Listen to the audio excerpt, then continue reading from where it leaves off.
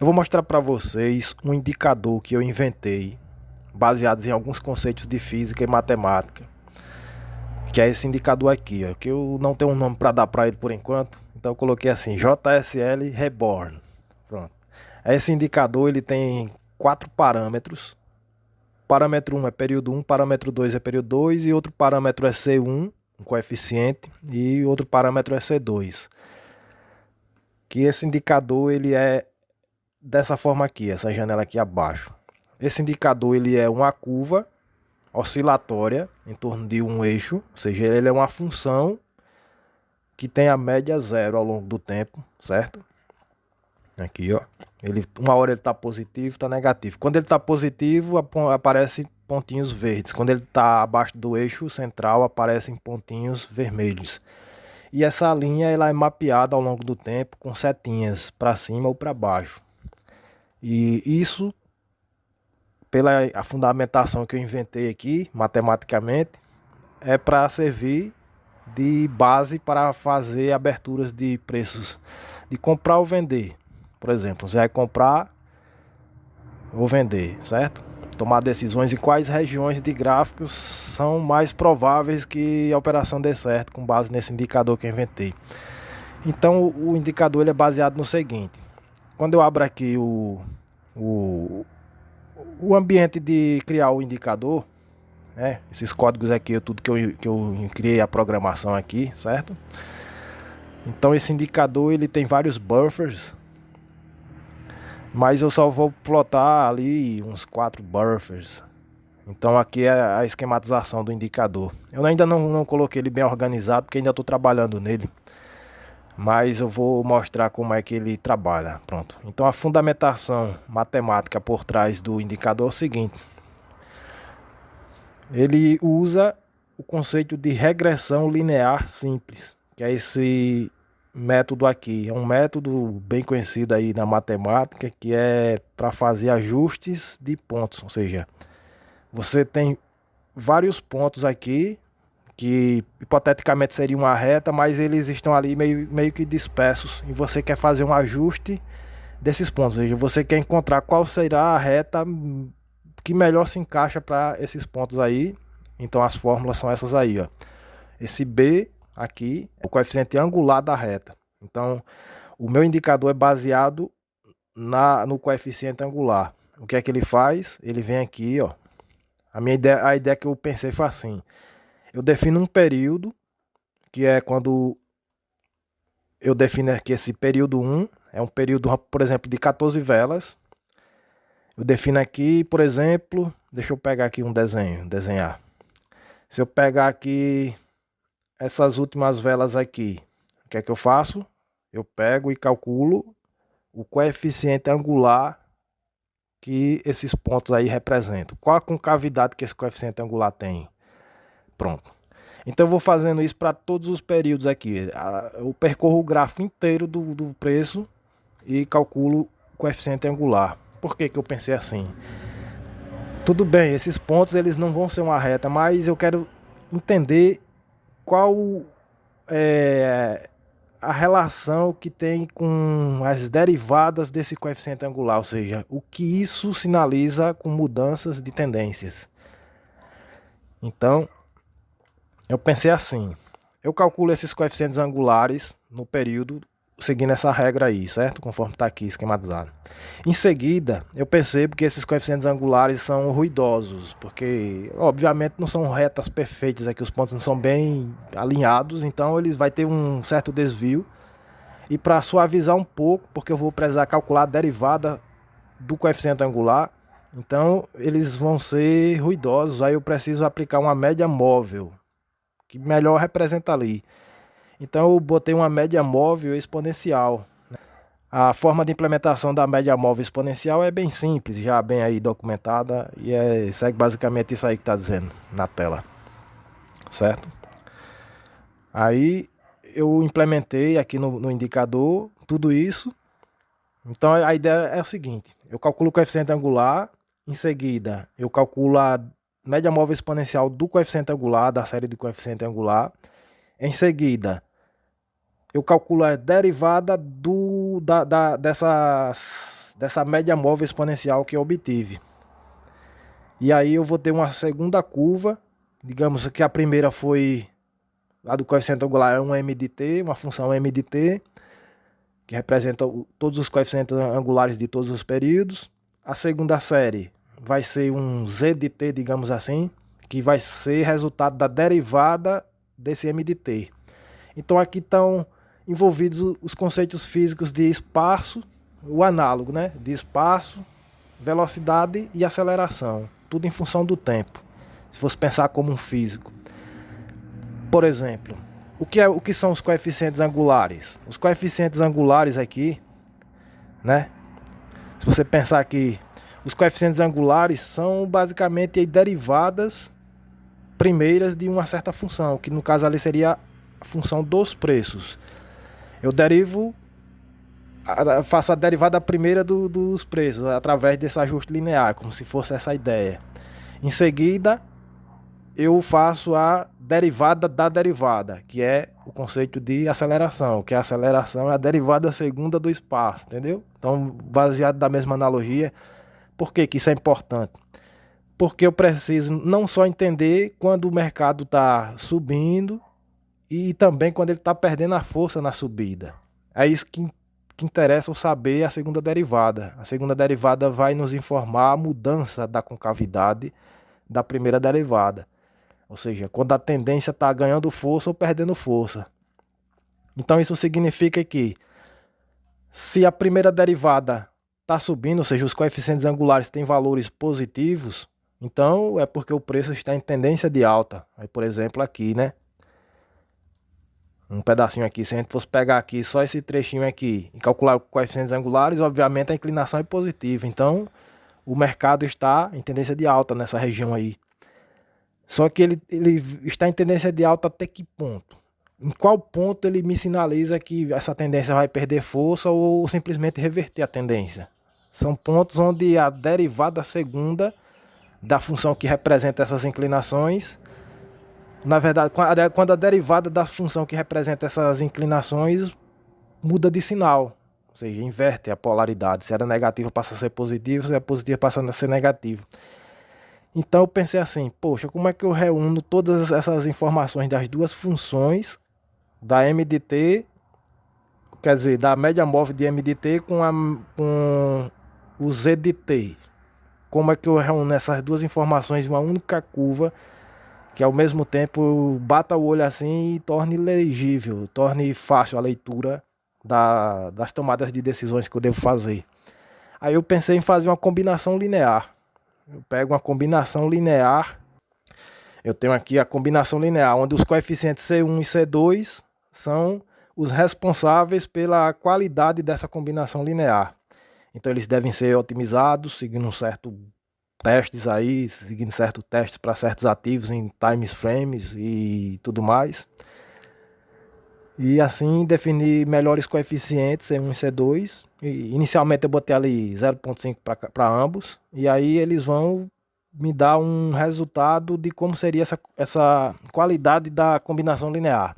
Pronto. Então é a combinação linear de derivada primeira com derivada segunda. E agora, pronto, tem o indicador pronto aqui. E como seria eu tomar decisões de comprar ou vender?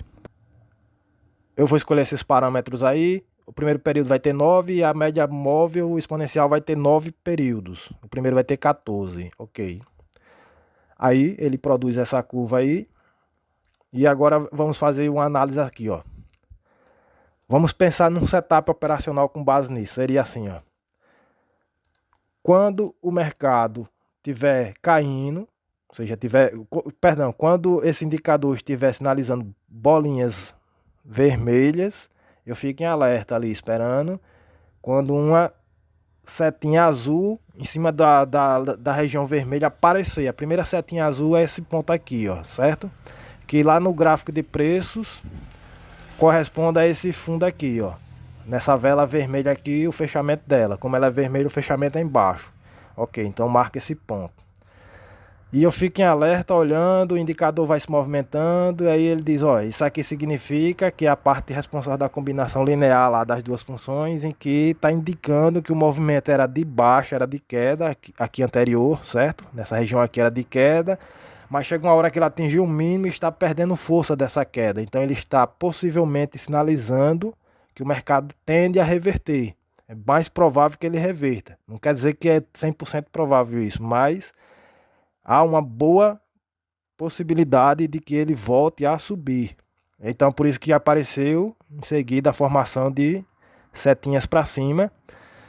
E aí eu posso pensar assim: eu vou entrar na operação aqui, quando aparecer a primeira setinha para cima, eu vou entrar comprando e só vou sair da operação quando ele sinalizar a primeira setinha para baixo, que seria esse ponto aqui. Então, numa situação como essa, eu pegaria o início da compra aqui, o mercado ia subindo, a hora ele chegou a ficar um pouquinho negativo, mas conseguiu ir realmente para onde o indicador estava dizendo.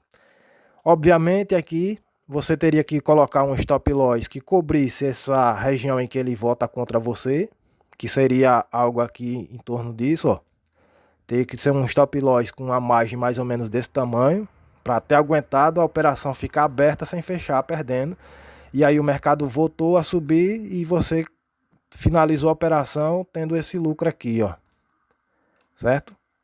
Então, é uma situação em que o indicador deu certo. Aí em seguida, como é que eu faria a leitura para tomar decisão de venda? Seria assim, ó. Eu marquei aqui a região onde ele sinalizou uma possível venda e eu vou entrar vendendo e só vou sair da operação quando ele tiver a primeira setinha azul virada para cima. Então veja que o mercado teria você teria aberto uma posição de venda aqui, aí ele caiu um pouquinho, vocês, ó, tá indo dando certo. Aí daí a pouco ele voltou um pouquinho e começou a ir em busca do seu stop. Aí depois desistiu, aí tentou ir pro 0 a 0, aí vocês, ó, parece que tá indo. Aí depois ele tentou ir e se você tivesse colocado no stop loss menor do que essa região aqui, ó, se você tivesse colocado no stop loss aqui, teria tomado stop loss, mas se você tivesse colocado ele aqui, não teria tomado stop loss. Aí depois o mercado acabou desistindo, tal, até que o indicador sinalizou a primeira setinha azul aqui embaixo, aqui. Então era a hora de você dizer, pronto, o indicador está me sinalizando que esse movimento de perda de tendência de alta, consequente em seguida, a perda de tendência de alta é essa região aqui em que está verde, mas as setas estão para baixo. E ele vem descendo e começou realmente a confirmar que está numa tendência de baixa, que é essa região vermelhinha aqui, mas depois a tendência de baixa está perdendo força e ele está dizendo, olha, a partir daqui é bem provável que o mercado volte a assumir uma tendência de alta. Então é melhor você sair da operação de venda. Então nesse caso aqui, mesmo você chegando perto de tomar um stop loss aqui, você ainda conseguiria sair da operação com um ganho ali positivo, certo? Uma margem positiva.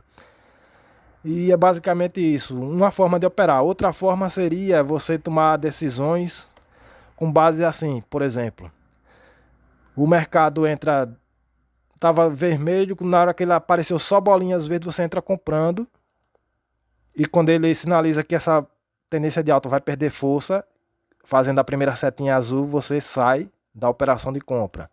Então teria pego aqui esse pequeno ganho aqui.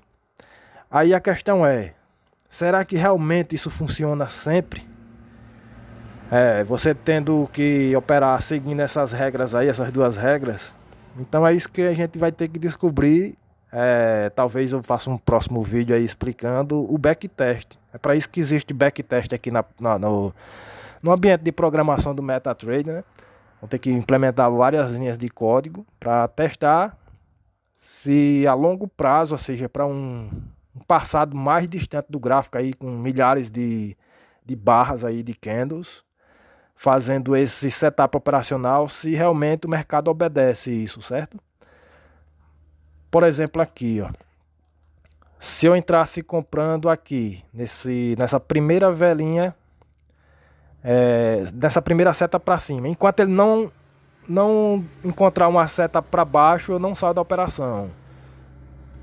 Aqui seria aqui, ele está aqui nesse ponto, o mercado chegou ainda a cair mais um pouco, por isso que a setinha desapareceu nesse pontinho aqui. Aí depois ele diz, não, vai cair mesmo. Quer dizer, vai entrar numa tendência de alta. Aí ele subiu um pouquinho e ainda teriam dado um ganhozinho pequeno. Essa é uma forma. E você poderia ainda dizer, não, enquanto ele não voltar novamente para a região vermelha, eu, mesmo que apareçam setinhas para baixo, eu vou me posicionar nessa tendência e só vou sair na próxima primeira setinha para cima, que seria aqui. Então veja que numa situação dessa seria uma outra estratégia, outro esquema de backtest para testar. Você teria surfado essa tendência aqui, apesar de que no meio do caminho, né? No meio do caminho você teria regiões de correção do preço, ou seja, onde apareceriam setinhas para baixo, dizendo assim, olha, nessa região aqui ainda estamos na região verde, ou seja, em que a tendência de alta prevalece, porém o preço precisa fazer umas correções, por isso que apareceram as setinhas azuis aqui, dizendo, olha, possível desaceleração. Então essas setinhas aí é a contribuição da segunda derivada lá na combinação linear, como eu expliquei. Então veja que eu consegui reunir duas informações ao mesmo tempo e um único gráfico, colocando esses ambientes aí, essa coloração, torna-se mais legível e tomar decisões, que talvez seja muito mais interessante do que muitos indicadores bem consolidados aí do mercado. Então, indicador que inventei aí esse esquema do zero, vou fazer um backtest para ver se funciona, e a ideia dele é essa aí, a fundamentação, certo?